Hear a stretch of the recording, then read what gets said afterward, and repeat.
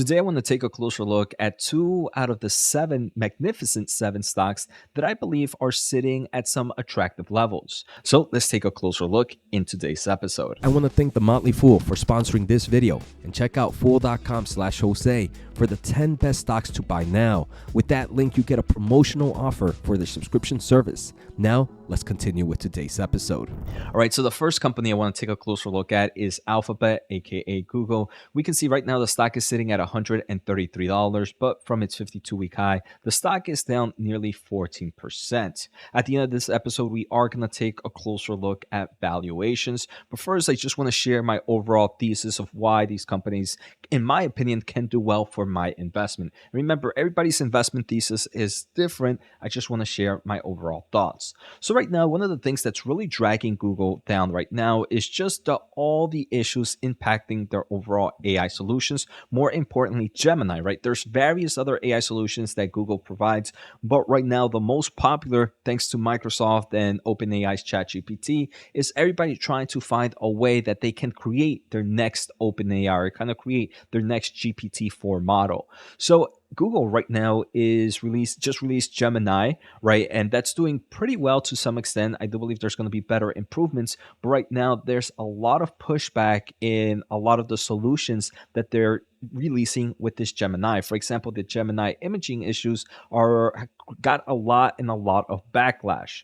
But I want to say this is kind of reminding me of a little bit of Meta platforms back in 2021 and 2022 when we saw the stock price dip, right? Everybody was worried that Meta was investing too much into the metaverse, but they didn't kind of see that those investments were also dealing with AI.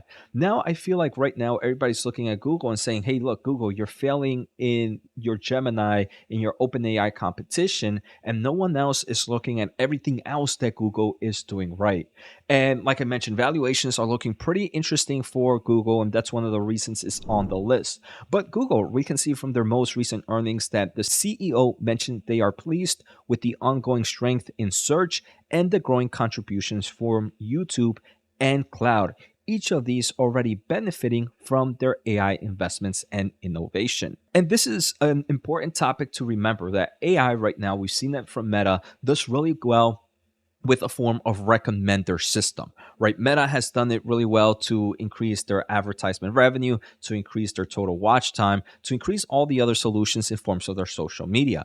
Google right now is also doing the same thing, right? With their AI investments, we saw that revenue was up 13% year over year. We saw a nice growth in things like YouTube ads. If there's an increase in YouTube ads, it means a few things. One, it could mean that we're seeing improvements in the cost of ads. We're seeing an improvement of monetization of ads. We're seeing an improvements of watch time, and all those can actually be a result of the AI market. And I do believe that's the case, right? So YouTube ads is one of the many opportunities that YouTube has and Google has in the advertisement market. And we're seeing Google advertisement in general also being very bullish and growing some nice levels. Before we go any further, I just want to say thank you all for the amazing support we are getting in this channel. We're closing into 40,000 subs. That is insane. So if you haven't and you are enjoying the content, make sure to hit the thumbs up and the subscribe button. Finally, if you want to support this channel a little bit more, check out my special offer at fool.com/Jose. Now back to today's episode. And then we also have Google Cloud, where a year ago was sitting at $7.3 billion, now is sitting at $9.2 billion. And if we take a closer look at operating income, it went from a loss to a profit this quarter. And Google Cloud, I do believe, is where Alphabet is going to get a lot of their AI solutions right now, as right now you have plenty of AI developers needing some form of infrastructure. And talking about infrastructure, Google creates their own AI chips, and they've done it for multiple years now. They have the Google Cloud TPUs, which are meant for AI inferencing and for other types of training workloads or AI workloads in general, which can help reduce the cost of their infrastructure need. So I do believe Google Cloud is a few steps ahead of the game in forms of building their own silicon, as they've been doing it for numerous generations, which can help out with a lot of infrastructure costs. Outside of that, in Google Cloud, you have them partnering up or showcasing a lot of big players in the AI market. For example, Anthropic has brought Google their own large language models and their most recent Cloud 3 2023 all into Google Cloud. So we can see that right now, Google Cloud is definitely a huge benefactor of the overall AI market and the growth of AI solutions. And again, I feel like everybody is just talking about Gemini and not really talking about Google Cloud. We can see some other recent news that came out on March 5th where Confluent brings real time capabilities to Google Cloud generative AI solutions. So, right now, everybody's hating to some extent on Gemini version, but everybody's forgetting all the opportunities that AI can help Google grow, being their ad revenue, being their cloud solution, being a reason that their TPUs do so amazing and become one of the smartest investments that Google has made in numerous years. Now, the second company here is going to be one that I believe is going to get a lot of negative remarks, and that is Tesla. And Tesla, again, these are just my opinions. And when I look at investments, you might feel like I'm too much of a dreamer to some extent. Maybe I'm looking at things so crazy. But Tesla, right now, in my opinion, is one that can definitely benefit from the AI market. Obviously, to where we're at right now, this is an automotive company. Their revenue, their overall lifeline depends on the automotive market. But that's not where I see Tesla in the future. I do believe they are going to be a huge robotics company, and we're going to take a closer look at some transcripts from their most recent earnings that really showcase that. But recently, Tesla, we can see in from its 52-week high, the stock is down over, let's see, over 35, over 38% at the current levels. I do believe the stock is sitting at levels seen in 2020.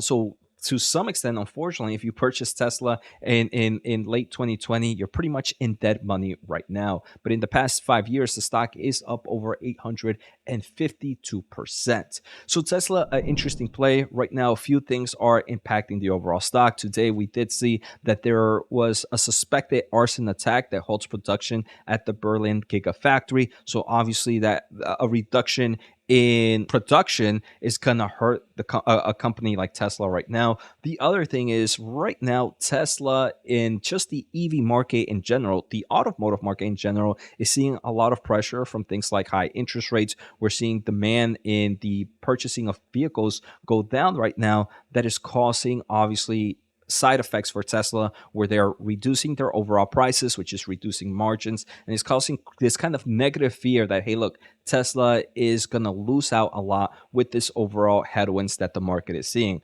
In my opinion, the overall automotive market is in this, just like any other industry, especially in the semiconductor industry, we see cyclicality cycles. The automotive market is no different. And right now we are in the downturn of that cyclicality cycle, but those usually end up lasting a few quarters, a few years before turning things around. So if you're in that long-term mentality, I really wouldn't be too worried about this. Obviously, pressure is here, but in the future, I do believe Tesla will really grow in the AI market. And AI for Tesla is not new. We're going to see Tesla has built their own chips, that is their FSD chips, which are in every vehicle to some extent. And this is an inference chip, a chip that can do AI. Then they have their Dojo chip, which is a chip that's used for the training of AI. Then they have their Dojo system. So they're also building their own type of semiconductor solutions. Outside of that, Tesla also invests a lot in NVIDIA solutions to build up supercomputers. So they're tackling this AI market in two ends. Within that, they're also creating Tesla Bot, which is more of a humanoid AI robot that's meant to kind of do repetitive task or boring task. I've mentioned this in previous episodes. I am super excited when we have robots out there in the consumer price point that can end up being my own personal chef. I think that's where I would personally buy my own AI robot system in the future. But if we take a closer look at the most recent earnings, Elon is really pushing of changing the perspective of Tesla. Most people see Tesla as our car company when they should be thinking Tesla as an AI robotics company. And the reason he says that is at the end of the day, the AI technologies that they develop in the car translate really well to a humanoid robot,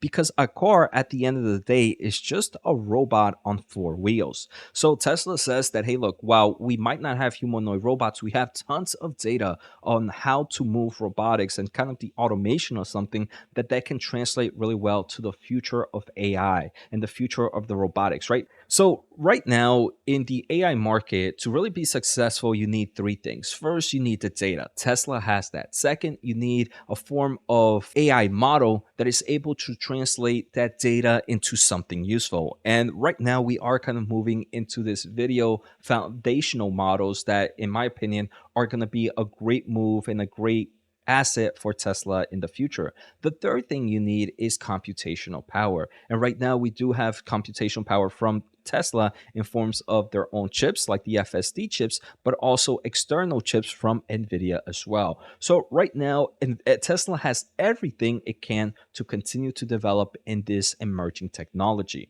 Now, the final thing that Tesla has is the optionality as well. Right now, Teslas at the end of the day are some form of supercomputers. And Elon Musk during their last earnings mentioned that if you make the right architectural decisions, you can actually use Teslas for more than just your robot taxi scenario, more of just autonomous vehicle. If there's ever a time where you need extra computational power, with the right architecture designs, that could be a thing. Teslas could be just a form of a supercomputer when they're idle to some extent. So there's a lot of optionality here. Again, a lot of this are what ifs and whenever we hit this market.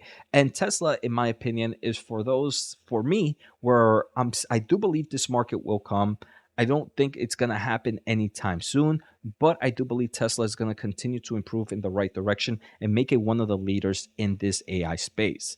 Now, if we take a closer look at valuations, current PE ratio, Tesla 42, Alphabet at 22. Alphabet's pretty impressive in my opinion. Forward 1 year forward, which is probably around the next 12 months, Tesla at 56, Alphabet at 19. So Tesla is definitely pretty expensive, but again, I do believe in the future this could be a huge AI robotics. Now, forward 1 year, which is the next 24 months, Google is sitting at a PE ratio of roughly 17, while Tesla is sitting at 42.